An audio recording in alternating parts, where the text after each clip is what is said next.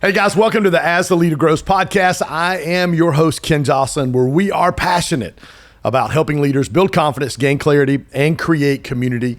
I have got a special treat for you guys. We are live in Phoenix, Arizona with my friend, Dean Graziosi. Dean, welcome. Good to be here, to man. the As the Leader Grows podcast. My studio. Yes, it is your studio. So welcome to our studio, man. Yeah, man. It's Honored, great. number one, to be here with you. Thank you for taking time. My pleasure. To be able to share. And I know we've got a lot of stuff we want to talk about today that you and Tony are rolling out over the next couple months. Some things to really hit before the recession.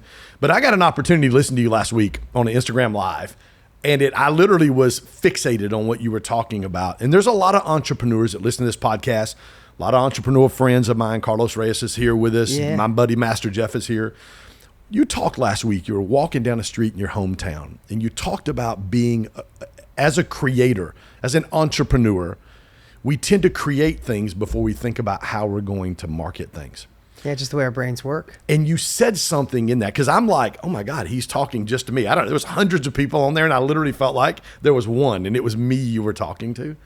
You said, when my team brings me an idea or a project, I say, sell it to me. Yeah. Talk about that process for our audience today, and talk about how, because as creators, we just want to create. We don't think about the marketing side. Well, first off, man, it's great to have you down here. And if you're listening right now, please know I don't take it for granted. There's a million things you'd be listening to, a million things you'd be doing. You're here with us. I plan on spending the next half hour to deliver as much value as I can. And the best way I like to look at podcasts or an interview is take what serves you, throw the rest away. We don't have enough bandwidth to listen to a million podcasts and do it all. But I will say this, if you do hear one thing that sparks a gut reaction, feels momentum, or, oh my God, he's talking to me. Usually that's the universe, God, whatever you believe is talking to you. Take that and put it in play. So take what serves you, throw the rest away, but what you do take, do something with it. Don't just be a passive listener. Okay, I shared that because I've never worked for anybody in my life. My parents, I'm not going to go through my story, but we all have our past, right? My parents split when I was 3. My mom worked 3 jobs to make $90 a week, had nothing. So watching both my parents struggle, I just knew if I could make more money, I could solve my mom's pain, take care of my dad. Like, we all have our reasons, right? That's not why I still am driven today, but it's what got me out of Egypt. Yeah, it's right? a catalyst. It was the catalyst to drive me. So during this journey, I've never worked for anybody. I'm partners with Tony on a lot of things and other great people, Tony Robbins and lots of great people. But being in the industry for almost 30 years of being around entrepreneurs, teaching entrepreneurs, doing what you do, right? This is 26. I've been an entrepreneur for 34 years, but I've been in this industry for over 25, quarter of a century. And what I realized, one of the things people do wrong is we fall in love with our product or service or the creation, which we should. We got to absolutely love what we do. You'll never be great at sales if you don't love what you do. I tell people ask me all the time, why are you so good at sales? Because I love what I do so much that I feel bad if people don't say yes. I know the way you were talking before we you're mastermind. You love it so much. You'd feel bad if people say no. You were a pastor for a long time. Wouldn't you feel bad if you didn't impact someone in the audience who needed you that day? Yeah. They showed up for you. You said you were watching me like one person. As I have goosebumps because I've been to church and I feel like, he's talking to me. You're talking to me I'm today. the only one in the audience today. This is me, right? But here's what I know. So many times we fall in love with what we have, and we know that people need it. When you were a pastor, did you know that people needed to have more faith in certain areas of their life, right? Of course. Just because they need it doesn't mean they want it. And people don't buy stuff unless they want it. So the reason I said that is because I've watched so many people, including myself. I fall in love with something. I work on it for months. The greatest example ever is walk into a Barnes & Noble. You could see hundreds of thousands of books in a moment, right? All over. Books, 2 stories, 3 stories, depending on how big a store you're in. 80% of those books don't sell over 1,000 copies. Out of the ones that sell over 1,000 copies, 80% of them don't sell over 5,000 copies. So I always walk in the way my brain works. How many people spent years Ken, obsessing on, got to write this book. Let me rewrite chapter 1. Oh, I got to change the back. Should I do this? Should I do that? Interviewing, sleepless nights, get it all done. They build it and they just think because it's a good book, people are going to come. It could be the best book in the world. If you don't market and sell it, nor know how to market and sell it, it becomes one of the statistics. And how many businesses, maybe you're watching right now or you're listening right now, have you thought about, tried a product, a course you created, and you're like, damn, it's so good, why aren't they buying it? And you think it's the product, or you think they don't want to buy from you. That's all BS. It's because you didn't think through the lens of, how am I going to sell this? So all I could say is, take the same passion to create your book, your course, your mastermind, your real estate office, your real estate business, whatever it is you can do, you should still have that same passion, but you have to equally match it with, how am I going to effectively market and sell it? And how, over the years of doing it, can I do that with my team? If they come and say, oh my God, I thought of a great new thing, we can help people, I'll say, sell it to me. Well, what do you mean? I'm like, sell it to me. How are people going to get emotionally engaged enough to go, I'm going to pull out my credit card and buy this? And a lot of times they'll go, I didn't think through that. This is a hard one. I'm like, all right, go back to the drawing board, figure out how to sell it. And then if I am convinced, like, hell, I'd buy that, then let's go to work and create it. Yeah. One of the things you said last week that really spoke to me, and I know there's a lot of entrepreneurs that feel this way. One of the things I teach on is limiting beliefs. Fear, insecurity, scarcity, comparison, shame, and success is what I believe are the top 6. There's a lot of entrepreneurs, and you said it, and I heard this on the live last week. You said, we create things, and you touched on it just a minute ago, and we feel like because it doesn't sell, nobody joins the mastermind, nobody buys the book, nobody listens to the podcast. I'm an imposter. Something's wrong with me, which really feeds into the limiting beliefs, but it's not they don't want it, it's the process wasn't correct. Yeah. How can entrepreneurs take what you said and put some framework around that? To be able to go, okay, I've got an idea. I had a mentor 25 years ago, highly successful, was on the board at my church, told me, he said, Ken, vision comes cheap to a visionary. You have to determine which vision to go after. Yeah, that's great. So vision's easy. Talk to us about the framework of the marketing and the selling of it before we fall in love with our product. So there's a million directions I can go here. But first off, just remember the difference between want and need. A lot of us need to eat less bread. A lot of us need to get to the gym more. We don't go until we want to. Some people need to quit smoking. They don't stop until they want to quit smoking. They don't fix their relationship until they want to fix it. So the first thing I'd say is, and you should write this down, right? No matter where you are. If you're driving, please don't. But people buy from you when they feel understood, not just when they understand you. People buy from you when they feel understood, not when they understand you. And I'll get deeper on that in a second. And the second is, we have to enter conversations already going on in the mind of our prospect. We have to enter conversations already going on in the mind of our prospect. Meaning, we come up with something, and if it's completely new, completely different, if nobody's talking about it, if nobody has that need, if nobody has that void in their life, we have to try to recreate that, compared to if you enter a conversation. What are people, I mean, I tell this to people all the time, right? The conversations you're having at your dinner table or on your way here when you're flying here today are different today than they just were 8 weeks ago. True? True. Right? Interest rates, inflation, housing market's already starting to shift. I guarantee you're in this world, you're already starting to shift. What's my new strategy? How can I help the people in my mastermind thrive during this shifting? Your conversation has changed. Well, when it comes to marketing, we must live inside the mind of our prospect. And here's an extra word: now. Right? I see some businesses fail. Listen, I'm just going to be completely transparent. I was in the real estate education because real estate changed my life. I was in it. Pretty great job, and I love that industry. I still own so many houses, and it's incredible. But I watched when the last shift happened, people just out of business and gone because they were doing what they did months prior. They were doing what they did the year prior, and it worked. It's called the success trap, right? It worked for me for 10 years. When it shifts, we have to be able to pivot. How do we do that? Enter conversations, understand what's going on. But I thrived in 07, 08, 09, and I watched other people thrive too. So the first thing is meeting people where they are is fundamental. Secondly, making sure that you know that you're entering what they want compared to just what they need. And if you can sell them what they want and give them what they need, you are the greatest on the planet, because most of the time people don't know what they really need, right? They want to lose the weight, but they need to shift some lifestyle, and they need to shift old limiting beliefs and old habits and all the stuff that Ken said earlier. So that's the first one. The second thing, and I think this is really fundamental, is we have to have something called marketing stamina, right?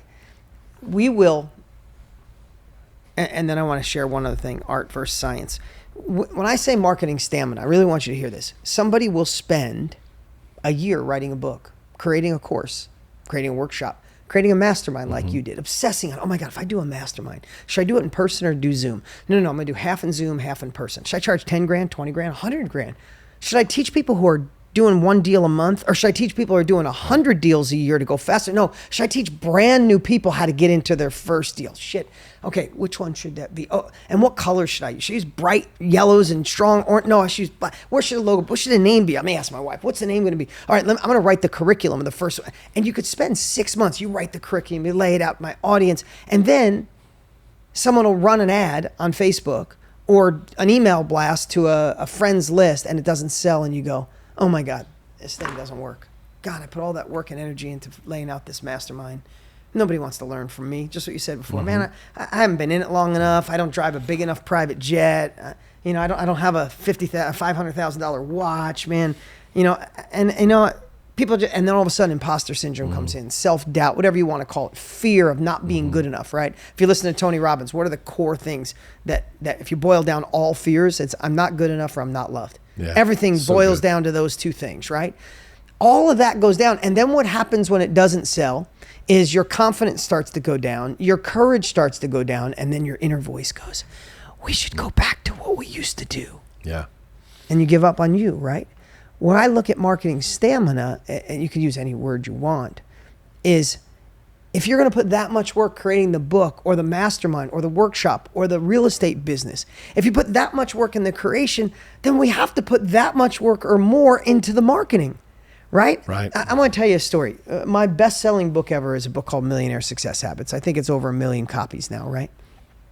I've been in real estate since I was 17 years old, but I've been teaching real estate for a decade. And I think we're the biggest in the space, worldwide, doing amazing things. But man, it was in my heart. I'm dear friends with Tony, that every time I see somebody not succeeding, it was the stuff you said earlier, limiting beliefs, right? All of that, focusing on solutions, all those pieces. And I had my own framework for success. So I said, I'm shifting. I need to go upstream. I could teach people all the ways in the world to use bandit signs and online and this to find deals. But if their mind gets in the way, if they tell themselves they're not good enough, or they feel I'm going to let my friends down, I'm going to look like a fool, I'm not smart enough, I'm too old, I'm too young, then none of this is going to work. So I obsessed and I wrote a book called Millionaire Success Habits. And I told the team, we're shifting. We're going upstream. We're going to get in people's minds. The way we can change this world is just the way you feel. I can feel your passion. Yeah. I write Millionaire Success Habits. I obsess on this book, Ken. And then we launched. Now, you got to understand something. I had already done pretty damn good in my life, right? Hundreds and hundreds of millions of dollars with my brands and my companies and things like that. And I'm not saying that to brag. I'm just saying I had experienced a lot of success up until that point. And I launched Millionaire Success Habits. And we launched it online. I launched an infomercial for it. It doesn't sell. Week later, try something else. Doesn't sell. 3 weeks later, doesn't sell. Like 100 books a week. Now, I'm in this industry. I'm one of the founding fathers of some of the stuff. Tony's way before me, but after Tony, I'm probably the second in this space the longest, right? I got this desire to serve. I know this book will change people's lives. But one thing I did have, and I want you to hear, and you can borrow it from me, borrow it from Ken, borrow it from your own past. I knew that book will change lives if it got in people's hands. I just knew it. I couldn't give up. I had marketing stamina. So the reason I say this, because I've been in this, up until that point, I was in this business for 15, 18 years. And after about 2 months, and you really got to hear this, and I hope you really feel this, I started saying to myself, man, you're a fool. You're the real estate guy. Tony Robbins is the personal development guy. And Tony's the one who pushed me to write the damn book. Yeah. I said, but Tony's the guy, man. He's got that dialed. I'm not 6'7". I'm not dynamic like him on stage. And man, why did I try to go, like, I was already, beyond successful. And that voice, that inner villain, I like to call it, was saying, you're not good enough. It's pathetic. Nobody wants to buy a personal development book from you about success. And I had to dig back in and prove that voice, which we all have to do. That voice is wrong. You got to unlock that inner hero, that inner courage, that inner confidence. And I just kept having marketing stamina. And I came up with this upstream, like, the book is named Millionaire Success Habits. I'm not selling you the book. I feel blessed. It still sells like crazy. It's been out for 7 years. But what I'm telling you is there's nothing in the book on how to get rich overnight. All it is the foundation of how success is created. Yeah. It's the habits for abundance. It's the things we were never taught in school. The only reason I'm sharing this, one day I got this upstream message and I shifted all the marketing and said, hey, there's nothing in this book that's going to get you rich overnight. And I held the book and I shook it. No money pours out of it. But how many things have you tried in your life that haven't worked? How many of these 6 figures in 6 weeks or get rich overnight online? Yeah. How many of them have worked? It's because you're missing this. Yeah. And I said, this is the book of the foundational pieces that no one ever taught you. Ken, we went about 4 months selling about 100 to 200 books a week. I've every day felt like I'm just pulling the plug. 1 week we went to 5,000 sales a week. The next week we were at 8,200 sales. Now we're at about 1 million copies. What did that do to the confidence in you and the understanding of what you talked about on that Instagram Live last week of, okay, I've got to have that marketing stamina. I've got to put as much or more time, and not only time marketing, but time pulling back and going, what's the correct way to get this? Because I love what you said just a minute ago. It's not what it's what they sell them what they want, not what they need. Yeah. So think about this. You remember the book or the movie Slumdog Millionaire? Oh, did you ever see it? Isn't that a great movie? Yeah. And why did he know all those answers, even though they were trying to prove he was a cheater? Why did he know those answers? Yeah, he'd been through it. He experienced it, right? And the best thing to learn from Ken, or if you get the chance to learn from myself or Tony Robbins or anybody who's been through what you want to go through, is it's like Slumdog Millionaire. They have those experiences. So all I'm trying to do today is lend my life experience, lend my credibility, lend my failure, lend my success. Even though I've had lots of failures and successes at that point, I almost gave up. I almost let that voice. And I get to talk to Tony Robbins every day of my life, and I still had that voice saying, "You're not good enough." But what it does is that anchored in even stronger, Ken. That I almost gave up. How many people give up on the 1 yard line? What if I didn't market that one more week, that next 2 weeks? So I would just say that borrow experience from people who've already been there. Know that you're way closer than you think. Know that I meet so many people who gave up on the 5 yard line. And the last piece I'll say, and I know we're kind of a little bit all over the place, but I think this is really important. We all have to pay success tax. You can call it whatever you want. And I don't think God does it equally, or the universe, or whatever you believe in. It's not like, hey, Ken, we all have 7 failures in our life. And the 8th one, you're going to be independent, wealthy. Listen, some people knock it out of the park the second time they fail. Some of us, maybe we got to go 20 times. But I believe we all have to pay the success tax. And if we look back in life, we realize every time things went wrong, the partner let us down, the money wasn't there, the marketing didn't work. If you stuck with it, they're the most impactful, empowering moments of your life. You faced it, and your next level is on the other side of the thing you were afraid of or you failed at. And I just believe if you can look at success tax or challenges or people letting you down or failures as part of the journey that was designed for you, you just don't know what that next hurdle you get over is you 2.0. And when you start looking at it through that, I know some of you are listening right now and things have been tough, or maybe it didn't go the way you wanted to, or people let you down, and I'm sorry. And I'm sorry for that pain. And I'm not saying that, I'm not discrediting that. But what if you just looked at it today and said, wow, I've already paid my success tax like 7 times. I bet you the 8th one is mine. When you adopt that, then you just don't look at it like, hey, the world's against me. It's like, no, the world is sharpening my pencil. I love one of the things you said just a minute ago. You said I didn't give up on the marketing because I knew the book was going to make a difference and bring transformation into people's lives. Yeah. You and Tony are about to launch something in August. Yep. And I love I was on the call with you, I think last week or week before last, about 50 or 60 of us on the call on the affiliate side. We're walking into the beginning of a recession. Obviously, you said the housing market, all the indicators show that we're doing this. Talk to me about, you could retire. Tony does not have to do what he's doing. Talk about that passion to help people experience transformation. I feel it in you. You're passionate about helping people overcome and experiencing things that they've never experienced. Talk about what you guys have got coming in August and why. Yeah. So first off, I don't believe any of us are designed to grow to a certain point and give up. Ken, do you have any friends that retired? Well, I literally just posted a video on my Instagram about retirement. Like, I've got too much passion to retire. Yeah, and I think people retire away from something they didn't like, right? Exactly But right. have you ever met anybody that someone retired and they flourished? I haven't. Yeah. I haven't met anybody that's even, I have friends that have sold their companies for $500 million and thought that they wanted to do nothing else. And a year later, they don't know what to do. Like they're miserable, and they sometimes they get themselves in trouble. Yeah. right? And because they don't have a purpose for something bigger. So I want to say, when people ask why, it's like, man, this is an industry where if today, one thing I shared today impacted someone's life, just one person, one thing, I'm good. It was worth all of our time together. I got to meet you, got to know you better. I feel amazing. When you can be a part of something that impacts people in a positive way and simultaneously could create success. I'm in business, right? Oh my God, how can you stop that, right? And then I get to partner with Tony, who's took me to a whole nother level. He's on this earth to change lives. Like when you get to know that guy behind the scene, this is all he does, is his drive to serve. So that's, I'm going to fall over on stage at 100 years old, like, cause I get to do what I love.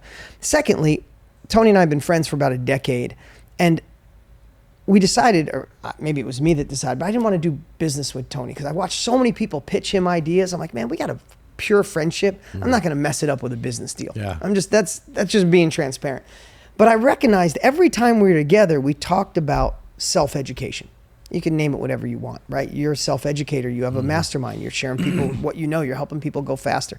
But we talked about how Jim Rohn saved his life. When Joni was 17, he found Jim Rohn. He went to one seminar, then went to 50 in a row, did everything he could, went to work for Jim Rohn, went on the road for Jim Rohn. And that personal development, that learning from Jim, put Tony on a trajectory, and now he's impacted millions of people. He got me in this industry 25 years ago, right? So Tony had Jim Rohn. I had Tony.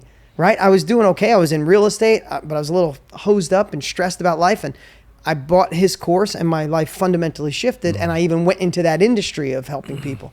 So every time we were together, we talked about it. So 4 years ago, 3.5 years ago, we decided we're not going to be here forever. So how do we pull back the curtain? We've been doing this collectively for 65 years. And when I say doing this, what have we been doing? We've been selling what we know. We have a life experience in real estate, health, life, love. When we go through it, we get experts, we figure it out, we read books, and then when we solve it, we have the opportunity to sell that information to other people and go faster. Think about your mastermind. Tell me, you don't have to give me a name. Somebody in your mastermind that wasn't going to make it, they're in your mastermind and they shifted completely. Oh man, I've got a couple who own a couple chiropractor offices in Mississippi, multiple 7 figures now. Game changer being in that mastermind and being around the people. It literally blew the lid off of just about every limiting belief that they had. Yeah, and if you're not watching the video, if you're listening, you watch Ken's face light up, sharing that, right? Yeah. But what did you do? You shared your life experience, a mess you've been through, you're on the other side. You gave them what you know. You helped them bridge the gap from where they are to where they want to be. They're going on a whole nother level. They cut you a check to be in the mastermind. Yeah. So we get to do the thing we're all designed to do. We get to impact lives and create success as a byproduct. So when we decided to do that, we said, why don't we, this industry, self-education, e-learning, whatever you want to call it, upskill industry, it's heading towards $1 billion a day right now as an industry. People are deciding, instead of going back to college, instead of trying to learn on my own, I could work with someone like Ken, and when it comes to real estate, look at his life experience. I could work with Dean. And this industry is exponentially growing, but it's not growing with experts. It's growing from regular people who are learning how to extract what they know, their life experience, again, the mess to a message, a skill, a hobby, a passion, package it, and sell it. So 3.5 years ago, Tony and I were like, hey, we've been doing this for 60 years. We didn't used to be good. We're still doing the biggest challenges and launches. Let's just pull back the curtain and share. And oh my God, it turned into a movement. We have people now in 4,500 countries, or 150 countries in 4,500 different niches, selling what they know. Some people are helping women get through menopause, or get through divorce, or child-centered divorce, or go vegan, or learn how to do yoga, or play the piano, or sell better, love better, find their souls again, find spirituality. Every possible niche we're watching these first sales come through of people that are just sharing their life experience. It's called the self-education industry. It's not for Tony Robbins anymore. Let me ask you a question. How fulfilling is that for you guys? It's the greatest thing to watch, to know that you're, like you said just a minute ago, when I was talking about Zach and his wife, it lights me up. How fulfilling is that for you and your team? It's honestly the greatest thing on the planet. And just to say that, but you got to understand, and if you're listening right now, you're probably still thinking like, what the hell are you guys doing? So I'm going to tell you. But what people will say is, hey, I guess I got a life experience, or I've done this thing, but I don't have any followers. Who would listen to me? I'm not that great on camera. All the same thing. What I love the most is people coming with all those limiting beliefs, and then they get done spending a little time with Tony and I, and they're like, Oh yeah, that means I got this, Yes, right? That's the biggest goal. So what we're doing on August 2nd, you should write this down. On August 2nd, we are doing a 5-day free, not kind of free, 5-day challenge. I'll tell you why we're calling it a challenge in a moment. It's called the Time to Thrive. This is a time where most people are going to sit on their hands or freeze. This is not a time to freeze. This is not a time to be uncertain. It's time to gain new capabilities and take uncomfortable action. Write that down. If you don't even come to Tony and I, gain new capabilities, take uncomfortable action. So on August 2nd through the 6th, we're going to spend about 90 minutes to 2 hours a day, and we're going to show you why this industry, why now, and why you. How to identify what you should be extracting out of your brain, who you should be selling it to, how to sell it, how to package. By the end of the 5 days, you're going to know, I got to do this, or thanks, Tony and Dean, I'm inspired. Either way, at the end of the 5 days, you'll be great. But my gut is if you go play full out, the end of the 5 days, you'll realize you need to bolt this onto your current business, create this as a side hustle, or go all in. Yeah, I love that. Talk to me about y'all's process of getting this going, knowing what's coming economically. Yeah. And what that looks like in your thought process of creating this and helping people get out of them, extracting what's out of them to be able to help people. Because really what you're doing is you're igniting something inside of people, which is going to create a wave and momentum of change, really probably in a time that's going to be needed most. Yeah. Think about this. Think about what Warren Buffett said. I don't know if you watched him and Munger. They do their yearly address. He said inflation's here. And he said, talk about a recession, probably inevitable. But he said, inflation is here. And how do you bust inflation? He said, you just got to still get your piece of it. I don't care if he said Reichmarks or seashells. Right. You just want to get more of the pie coming your way during inflation. And he said the two things that can help you thrive through inflation. Number one is invest in yourself. Get better at what you are. You are the asset. Just make it so you're so good that people come to you and not someone else, right? But he said the second thing is be a part of a business that has higher margins. So you don't have to worry about supply chains, or you don't have to worry about your inventory going up where you can't afford, there's not enough margins left. So if you think about those, you said, why should people consider this? And especially if we're going into this winter of an economy, first is, it's an industry that's in its springtime. It's exponentially growing. About 4 or 5 years ago, it was $100 million a day industry. It's about $1 billion a day industry. And what I read over 2 weekends ago is heading towards $1 trillion a year by 2028. Wow. So this industry's in the spring of its life. Secondly, think about this. Think about if you take Warren Buffett and you said have higher margins, your life experience. Tony sold me his information 26 years ago. He sold me a car, he sold me a product. He sold me his thoughts, and it shifted my life, right? Your asset is your life experience. You don't have to inventory it. You don't have to worry about supply chain. You could sell it over and over. It's insanely valuable. You could impact somebody to get from where they are to where you want to be, or to where they want to be by your life experience. You could sell it over and over again if you know how, if you know where to start. It's not only can be lucrative, it's so impactful. And the last thing I'll say, when people say, well, what would my knowledge be worth? I know I've been doing this long enough that I know what people think. The last thing I'll say about it is, what would it be worth to you? You can, or everybody listen. If you could spend a day to prepare, and then you could go back and have a whole day with your 20-year-old self.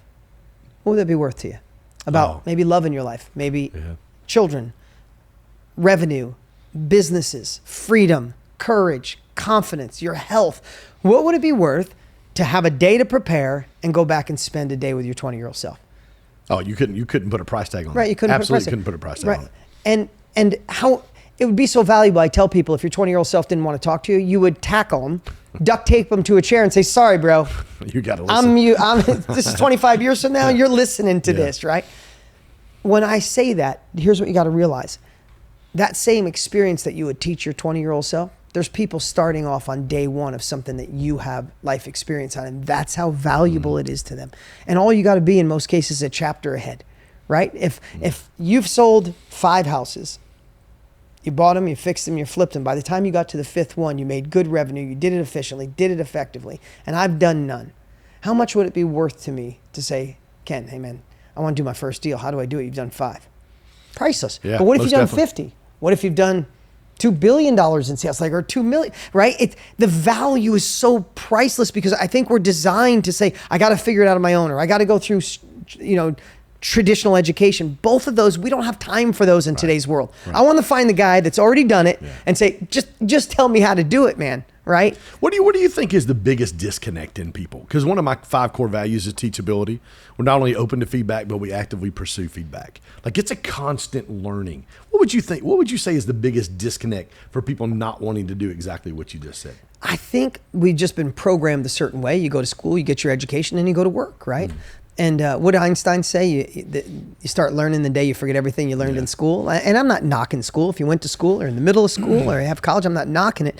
But the fact of the matter is traditional education hasn't kept up. The world's the world is growing exponentially. Like, a penny a day or a penny a day doubled. Which one do you want, right? Or $1 a day doubled. The school system is growing in a linear effect. And I just think the reason people are switching to self-education is I'd rather just learn from a person who's doing it. Right. But the brain says, no, but that seems like a shortcut, or is that the right way? Or could this be a scam? Or I'm not sure if I'm qualified to share it. And we just have to get that out, right? You can't I can't teach brain surgery. Right. I can't teach a lot of things, but you want to learn how to get in your first real estate deal, want to learn how to create a course, maybe write a book. I've been through a divorce. I'm on the other side. I'm married to the love of my life, and my kids are thriving. My ex is thriving. Like, there's a lot of things I've been through that I love to help people because they're looking over the cliff of starting this journey, and I'm on the other side of the valley going, hey, I've already been through this. You don't have to get beat up like I did, right? So I think it's just a mindset shift. Yeah, one of the most impactful moments in my life was speaking on big stages. John Maxwell, one of my mentors, right behind John, with another who turned out to be a big-time mentor of mine. And she said, Ken, I'm in your life to help identify the potholes and landmines that are coming down the road that you don't see are coming. Yeah. And you guys are giving people that opportunity, and you're giving them the wisdom and the knowledge. What's the best way for people to connect with what you've got going on August 2nd? Here's what I'd say. Go to, there's a URL, Thrive, THRIV, thrive155.com, thrive155.com. Go see who's coming to speak. We have Matthew McConaughey coming because I love his book, Green Lights. It's pretty cool being Tony's partner, right? Yeah. Like, I'm like, I love it. He's like, well, give him a call. I was just surprised you weren't sitting next to Tony at the NBA Finals when I saw him sitting next to he was sitting next to the owner. He was sitting next to the owner of Golden State. I think he has a better, he had a better co-partner in that one. We have people coming like Russell Brunson and Jenna Kutcher and so many other guests that once thought, who the heck would buy my information? Right. Jenna was a wedding photographer. Russell sold a potato gun online. Like, there's so many people who thought, I don't have a following. I'm kind of an introvert. Who would listen to me? And they followed this path. And now they get to impact lives and create freedom for themselves and success for themselves. So we have 5 days lined up. Every day is going to be an aha. By the time you're done with day 1, you're like, oh my God, I can do this. By day 2, you'll figure, oh my God, I know what I could sell. Oh my God, I know who to sell it to. Oh my God, I see how to put it out there to the world. So what I'd say is come curious. Come be an investigative reporter, but know that an event like this could cost $1,000, could cost $5,000. I mean, Tony and I we charge pretty hefty money for some of our high level trainings, but we know the world needs this right now. So it's free. It's not kind of free. Thrive155.com. Go see all the guests, register. But here's the thing. Don't just register. Pretend you paid $1,000 for it. Grab a friend, give them that same URL, bring an accountability partner, and show up and play full out. 5 days that will give you an ROT, a return on time. And we're excited about it. This might be the last one we ever do. So one of the things I talk about a lot is we don't use the term ROI on our team. I use the term ROM, return on mission. And the one thing, this is not really our first time of really being able to connect. The one thing I love about you is you're so passionate about helping people. It just oozes out of you, man. So guys listening, you're listening to this podcast today, thrive155.com. It makes absolutely no sense in the world why you would not be a part of August the 2nd, 5 days in a row? Yep. 5 days in a row. Why you would not be a part of this and bring people that you know to be a part of this. Again, we're talking about fulfillment. They don't have to do this. They're doing this for you. Yeah, I appreciate because that. They care about you and they're wanting you to become and live the best version of who God intended you to be. And in that is where that fulfillment comes from. Dean, thank you so much, man, for good to being be a part here, of man. our Appreciate you, podcast Ken. today. Great to connect with you, man. Looking forward to what God does in our relationship moving forward, and excited about Thrive 155, my friend. Appreciate you. Guys, thanks for listening to this episode of As a Leader Grows. I am your host, Ken Johnson. Again, we are super passionate about helping leaders build confidence, gain clarity, and create community. Thanks for joining us.